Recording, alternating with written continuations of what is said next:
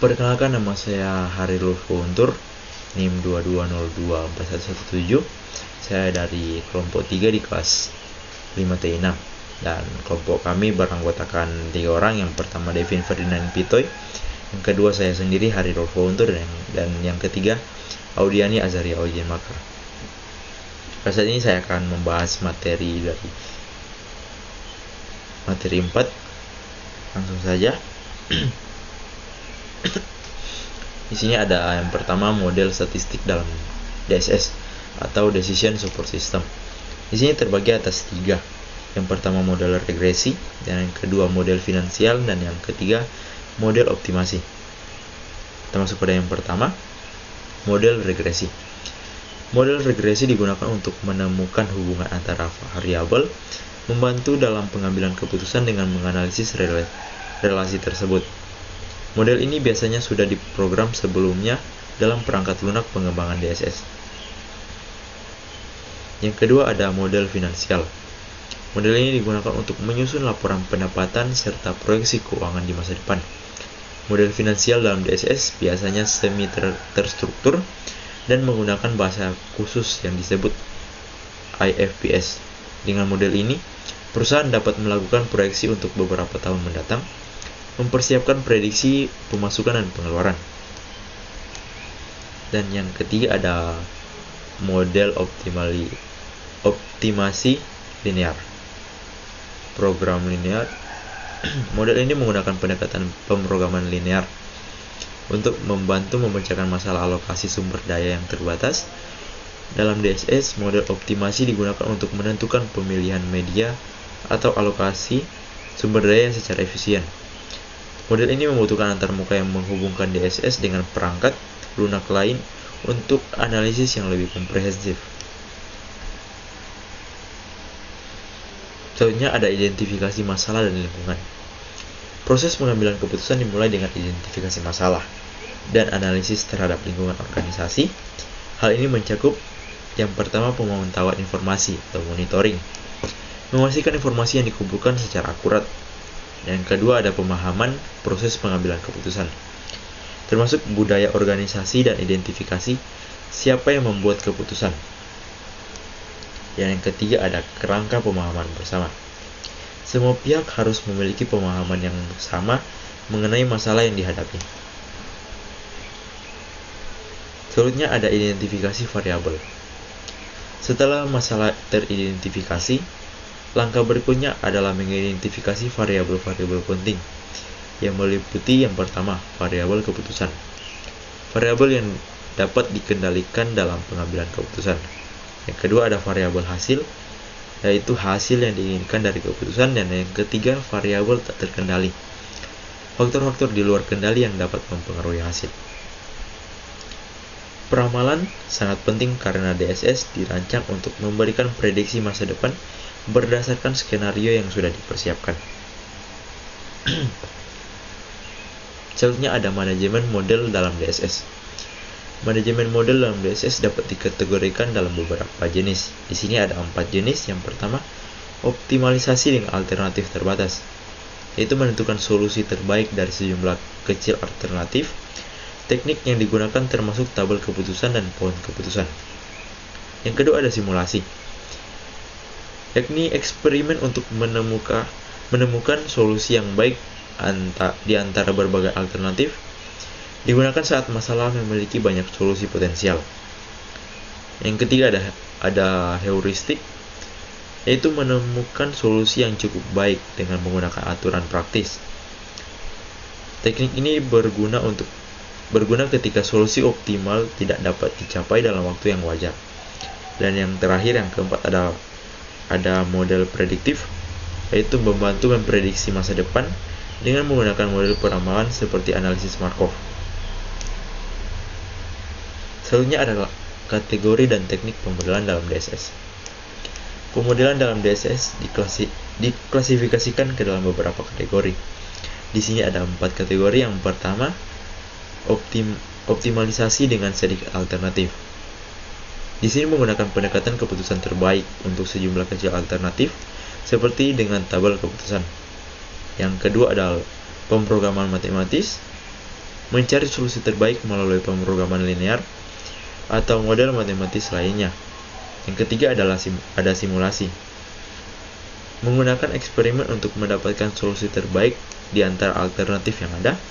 Dan yang keempat ada model dinamis.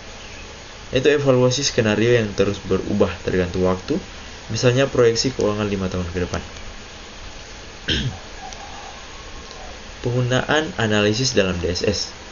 Di sini terbagi atas dua analisis. Yang pertama analisis statis.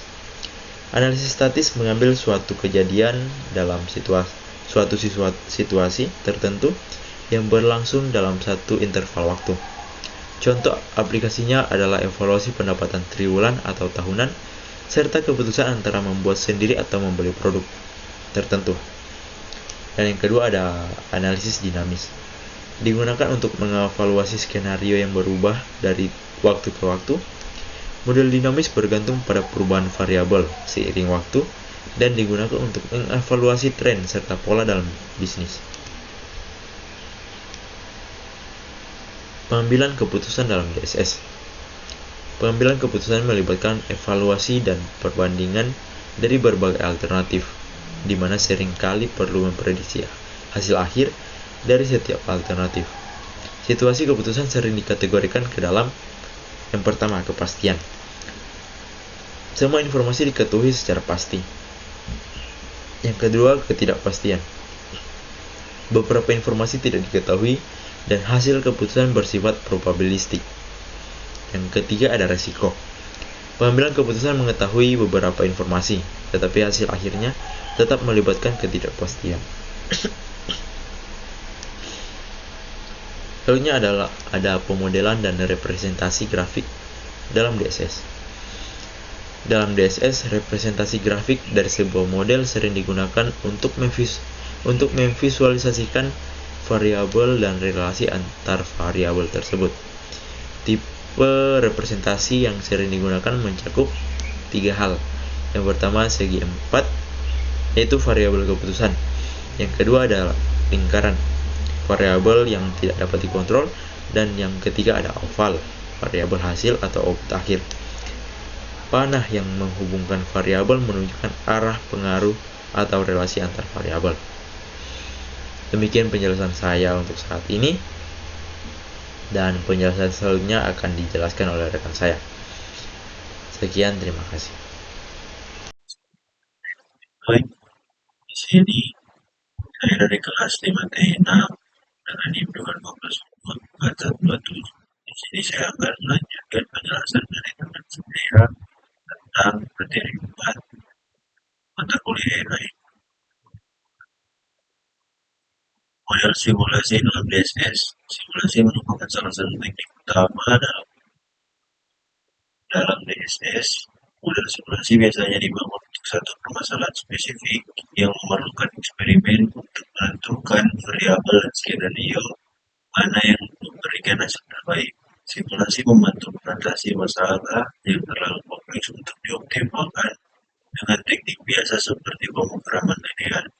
Simulasi bersifat deskriptif, artinya simulasi menjelaskan dan memperkirakan karakteristik sistem di bawah berbagai kondisi tanpa mencari solusi optimal secara otomatis. Simulasi seringkali digunakan saat masalah terlalu kompleks untuk diselesaikan dengan optimasi numerik. Selanjutnya, di sini ada keunggulan dan keterbatasan simulasi dalam DSS.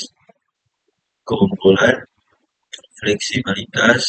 Simulasi memungkinkan kita untuk membuat skenario yang berbeda, misalnya pada masalah inventory atau penjatuhan staff.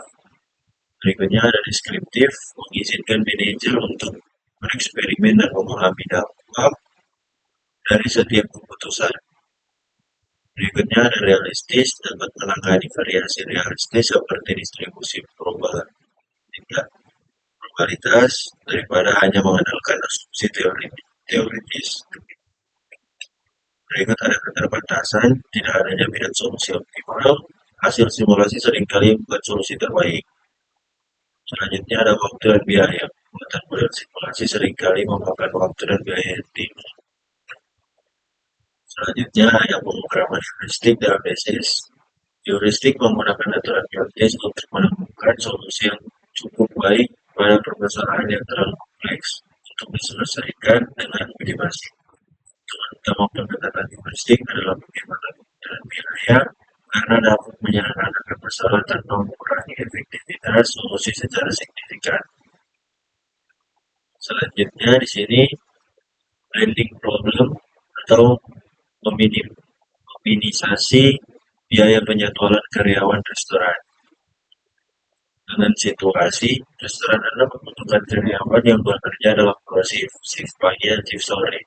Tujuan Anda adalah meminimalkan biaya gaji karyawan sambil tetap memenuhi jumlah minimum karyawan yang dibutuhkan di setiap shift dan menjaga kualitas pelayanan restoran.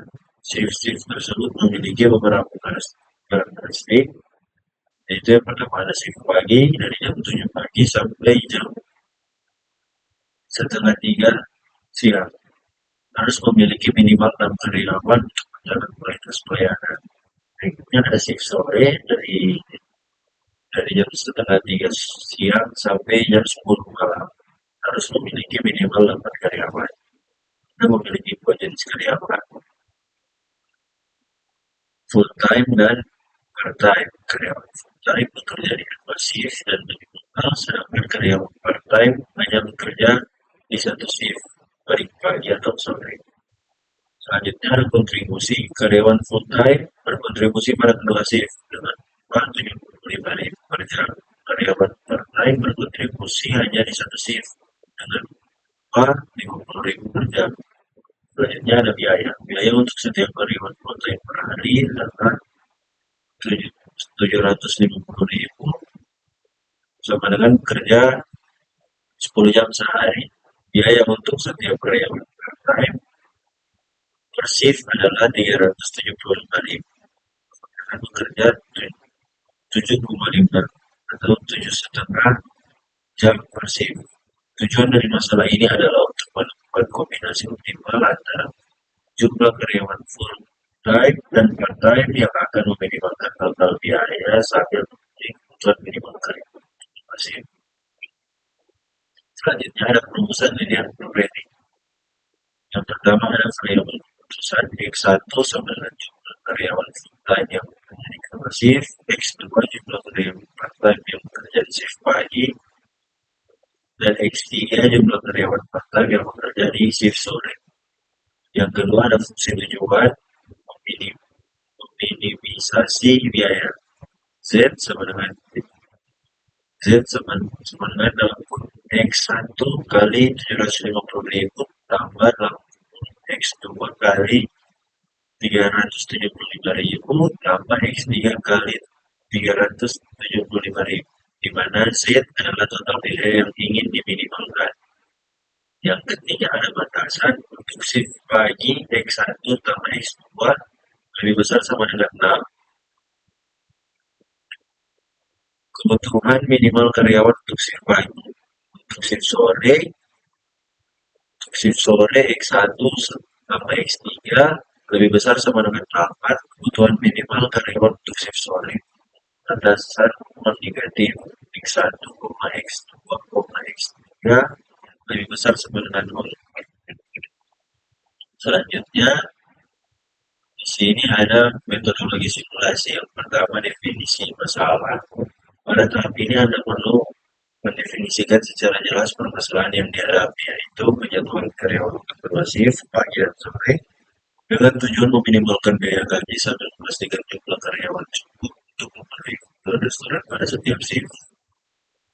Berikutnya, tujuan utama meminimalkan total biaya gaji karyawan dengan mempertimbangkan jenis karyawan full time dan part time dan kebutuhan minimal karyawan di setiap shift.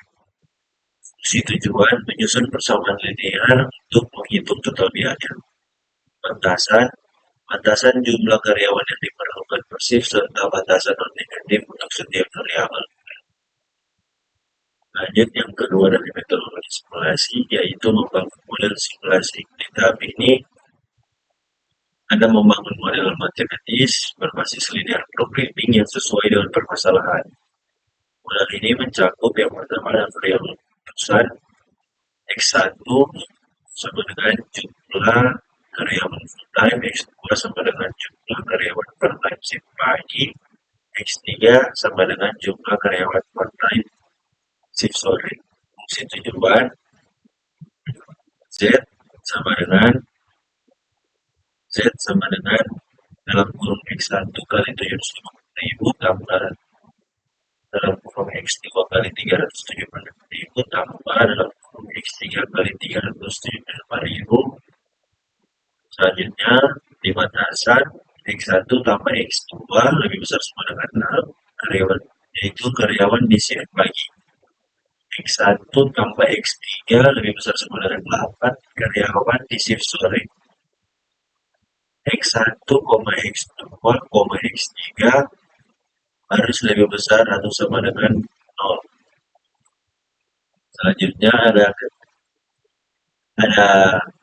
selanjutnya yang ketiga dari metodologi simulasi yaitu testing dan variabel model. Setelah model dibangun, lakukan pengujian untuk memastikan bahwa model bekerja dengan benar. Ini melibatkan validasi input, pastikan data yang dimasukkan ke model, biaya gaji, kebutuhan karyawan, dan lain-lain akurat dan relevan. Selanjutnya, pengujian solusi, gunakan metode pemrograman TTR, misalnya simplex, untuk memastikan bahwa solusi yang dihasilkan meminimalkan biaya dan memenuhi semua batasan. Yang keempat, di sini ada desain percobaan. Setelah validasi, buat skenario untuk percobaan. Anda bisa menguji berbagai kombinasi jumlah karyawan time dan part-time untuk melihat bagaimana biaya berubah. Misalnya, uji skenario kebutuhan karyawan berdasarkan perubahan permintaan. Lebih banyak karyawan di shift sore atau sebaliknya. Selanjutnya ada variasi dalam biaya per jam untuk masing-masing tipe karyawan jika ada perubahan dari gaji. Selanjutnya, yang kelima dari metodologi simulasi yaitu adalah melakukan percobaan. Jalankan model menggunakan skenario yang telah didesain, gunakan tools simulasi atau software linear programming, misalnya software di Excel, Python, atau software programming linear lainnya. Tujuannya adalah untuk melakukan solusi yang dihasilkan konsisten dan sesuai dengan ekspektasi. Yang keempat, yang keenam, yaitu evaluasi hasil. Evaluasi hasil percobaan dalam mengidentifikasi kombinasi karyawan yang memberikan biaya terendah. Perhatikan apakah solusi memenuhi kebutuhan minimum karyawan. Selanjutnya, seberapa besar pengurangan biaya yang dicapai dengan solusi optimal. Jika model menghasilkan biaya yang lebih rendah dari sebelumnya dan tetap memenuhi semua batasan, model yang valid. Berikut ada kesimpulan. Dalam pengembangan Decision Support System atau DSS, pemodelan memainkan peran penting dalam membantu organisasi membuat keputusan yang lebih optimal. Beberapa model utama yang digunakan dalam DSS mencakup model regresi, model finansial, dan model optimasi. Yang pertama, model regresi berfungsi untuk menganalisis hubungan antara variabel, membantu mengambil keputusan dalam memahami keterkaitan antara faktor yang mempengaruhi hasil. Pada model finansial, memproyeksikan pendapatan dan pengeluaran di masa depan, memungkinkan organisasi merencanakan strategi jangka panjang yang lebih tepat. Yang ketiga ada model optimasi seperti linear programming, fokus pada alokasi sumber daya secara efisien untuk mencapai tujuan tertentu, seperti meminimalkan biaya atau memaksimalkan keuntungan. LP atau linear programming sering digunakan untuk mengambil keputusan terkait penjadwalan karyawan, pengelolaan inventaris, dan alokasi anggaran dengan berbagai batasan. Ada simulasi dalam DSS menyediakan cara untuk mengeksplorasi skenario yang berbeda dan menemukan solusi terbaik di antara alternatif yang ada. Simulasi ini memungkinkan mengambil keputusan untuk memperkirakan hasil dari berbagai skenario dan memahami konsekuensi potensial dari keputusan yang diambil. Yang kelima, heuristik adalah pendekatan praktis yang sering digunakan dalam kasus di mana masalah terlalu kompleks untuk diselesaikan dengan metode optimal tradisional. Heuristik menggunakan aturan praktis atau rule of thumb untuk mencari solusi yang cukup baik dalam waktu yang lebih singkat. Meskipun hasil heuristik mungkin tidak selalu optimal, teknik ini memberikan solusi yang lebih cepat dan lebih efisien untuk masalah dengan ruang solusi yang besar atau kompleksitas yang tinggi. Yang keempat, yang keenam, atau yang terakhir ada kemampuan heuristik adalah kemampuannya dalam menyederhanakan masalah yang sangat kompleks dan menghemat waktu serta biaya. Hal ini sangat berguna ketika solusi optimal tidak dapat dicapai dalam waktu yang banyak, seperti pada masalah penyeluruhan staf yang melibatkan banyak variabel. Terima kasih. Sekian dari kami kelompok 3 kelas 5D6. Terima kasih.